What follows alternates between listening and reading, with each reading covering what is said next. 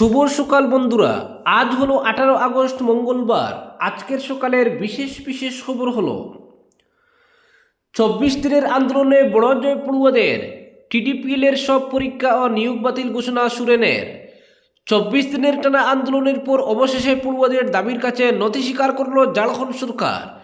সোমবার সন্ধ্যায় মুখ্যমন্ত্রী হেমন্ত সোরেন ঘোষণা করেন টিডিপিএল এর মাধ্যমে পরিচালিত সমস্ত পরীক্ষা, প্রকাশিত ফলাফল, নির্বাচিত প্রার্থী এবং সংস্থাটির মাধ্যমে সম্পন্ন হওয়া যাবতীয় কার্যক্রম বাতিল করা হচ্ছে।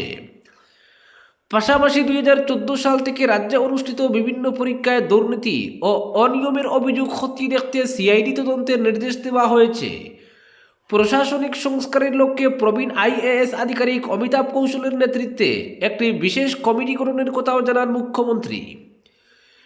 বিভিন্ন সরকারি পরীক্ষা পরিচালনার দায়িত্ব ঝাড়খণ্ড সরকার টিডিপিএল নামে একটি বেসরকারি সংস্থাকে দিয়েছিল, কিন্তু আন্দোলনরত পড়ুয়াদের অভিযোগ এই সংস্থার মাধ্যমে পরিচালিত একাধিক নিয়োগ পরীক্ষায় ব্যাপক অনিয়ম হয়েছে। সেই কারণে পরীক্ষা ও নিয়োগ বাতিলের দাবিতে তারা বিক্ষোভ ও অবস্থান শুরু করেন। গত 24 দিন ধরে চলা আন্দোলনের মধ্যে সরকারের প্রতিনিধিরা একাধিকবার পড়ুয়াদের সঙ্গে বৈঠকে বসেন, তবে দীর্ঘ আলোচনার পরও কোনো সমাধান সূত্র বের হয়নি। শেষ পর্যন্ত সোমবার সন্ধ্যায় মুখ্যমন্ত্রী হেমন্ত সোরেন টিডিপিএল এর মাধ্যমে হওয়া সমস্ত পরীক্ষা ও নিয়োগ বাতিলের সিদ্ধান্ত ঘোষণা করেন। মুখ্যমন্ত্রী বলেন, আন্দোলনরত পড়ুয়াদের অভিযোগকে সরকার যথেষ্ট গুরুত্ব দিয়ে দেখছে।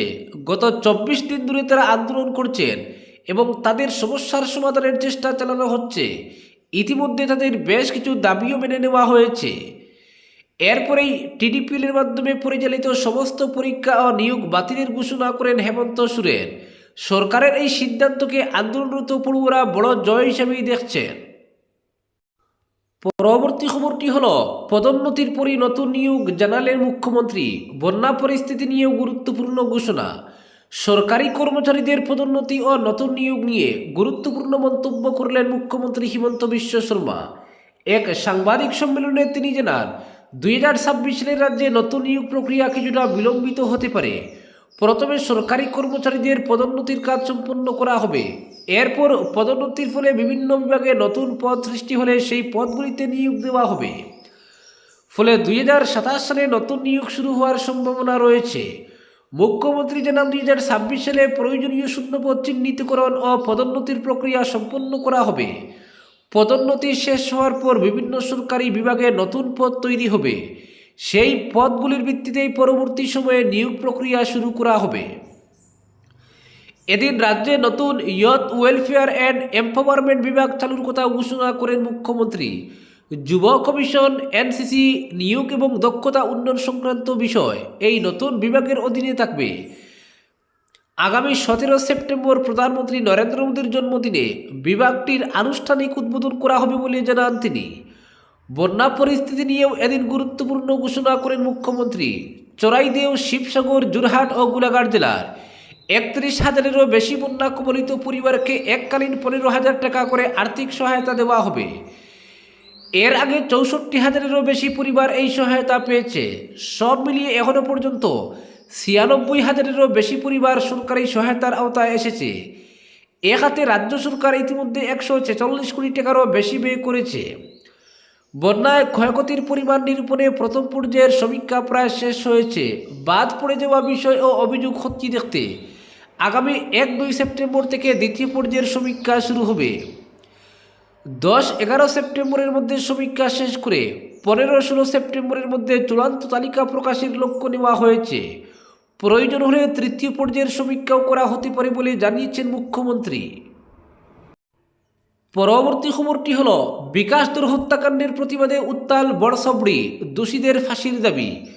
পাতারকান্দির বাজারিছড়া জিপির ছাগলমুহা গ্রামের বিজেপি বুথ সভাপতি বিকাশ দর হত্যাকাণ্ডের প্রতিবাদে সরব হয়ে উঠল লুয়াইরপুয়া জিপির 10 নম্বর ওয়ার্ডের বড়সবড়ি গ্রামের মানুষ। সোমবার হাতে হাতে প্লেকার্ড নিয়ে গ্রামের সর্বস্তরের মানুষ পথে নেমে তীব্র প্রতিবাদ জানান। একই সঙ্গে হত্যায় জড়িতদের দ্রুত গ্রেফতার করে দৃষ্টান্তমূলক শাস্তির দাবি তুলেন তারা। প্রতিবাদ কর্মসূচিতে গ্রামবাসীদের মূল দাবি ছিল, বিকাশ দর হত্যাকাণ্ডের সঙ্গে জড়িত প্রত্যেক অভিযুক্তকে দ্রুত আইনের আওতায় এনে কঠোরতম শাস্তি দিতে হবে। পাশাপাশি অভিযুক্তদের ফাঁসির দাবিতেও সরব হন তারা। গ্রামবাসীদের অভিযোগ, একজন মানুষকে অপহরণের পর নৃশংসভাবে হত্যা করার ঘটনা অত্যন্ত মর্মান্তিক ও নিন্দনীয়। ঘটনার নিরপেক্ষ ও সুষ্ঠু তদন্তের পাশাপাশি দ্রুত বিচার প্রক্রিয়া সম্পন্ন করে প্রকৃত দোষীদের দৃষ্টান্তমূলক শাস্তি নিশ্চিত করার দাবি জানান তারা। পরবর্তী খবরটি হল, বন্যার পর শিবসাগরে বিনামূল্যে যানবাহন মেরামতি শিবির। বিধ্বংসী বন্যার পর জল কমতে শুরু করলেও শিবসাগর জেলার বানবাসী মানুষের দুর্ভোগ কাটেনি, বরং নতুন করে দেখা দিয়েছে নানা সমস্যা। কাদা ও পানিতে দীর্ঘ সময় ডুবে থাকায় জেলার হাজার হাজার মোটরসাইকেল ও স্কুটি বিকল হয়ে পড়েছে। আর্থিক সংকটে থাকা বন্যা দুর্গত মানুষের এই সমস্যা কিছুটা লাঘব করতে শিবসাগরে নেওয়া হয়েছে অভিনব সেবামূলক উদ্যোগ। বন্যার প্রবল স্রোত এবং কয়েকদিন জলের নিচে থাকার কারণে বহু দুচাকার যানবাহনের ইঞ্জিন ও বিভিন্ন যন্ত্রাংশ ক্ষতিগ্রস্ত হয়েছে।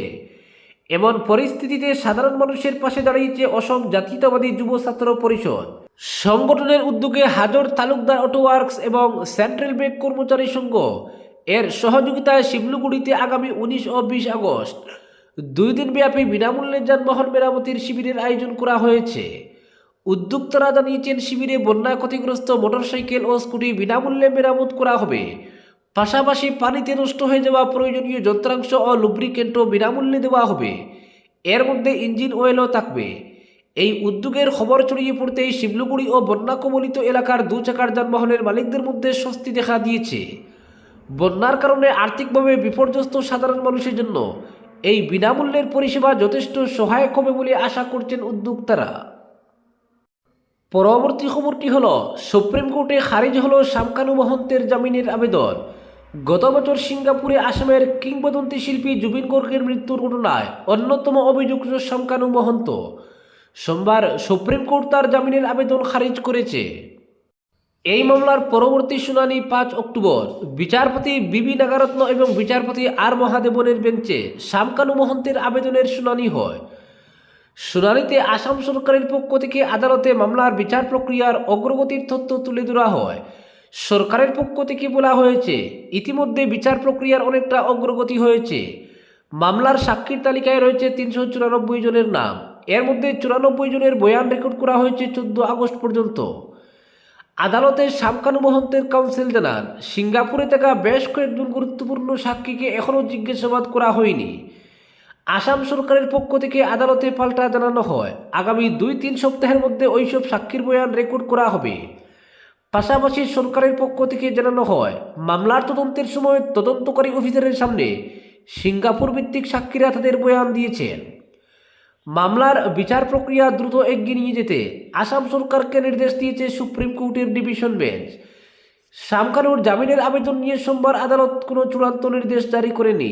বিষয়টি স্থগিত রাখা হয়েছে এবং পরবর্তী শুনানি হবে 5 অক্টোবর।